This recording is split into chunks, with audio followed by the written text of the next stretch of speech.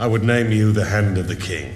Bran stood atop the castle tower, gazing out at the approaching royal procession. He climbed down the walls. No matter how nimble, even a daring boy couldn't escape his mother's scolding. Faced with Catelyn's stern reprimand, he bowed his head and promised not to climb again, meek and obedient. Nearby, Arya had snuck into the welcoming crowd, the last to fall in line. Ned caught her by the arm, pulling her back. Only after removing her mask was she allowed to take her place. She bumped into Bran, reclaiming her spot beside him, while Gentle Hodder stood close behind, silently guarding them both. The moment Robert's eldest son Joffrey appeared, he began casting flirtatious glances toward Sansa. The Hound removed his helmet, entering with an ominous presence. Then, King Robert made his official entrance. He raised a hand, motioning Ned to rise. "You've gotten fat," he said. Ned shot him a glance that said, "Look who's talking." The two old friends embraced warmly, their reunion full of unspoken affection. Robert greeted Ned's children with open warmth, while Queen Cersei offered only a cold, formal nod. Robert insisted on visiting the Godswood to pay his respects, but Cersei, irritated, said the dead could wait. Robert ignored her entirely and walked off,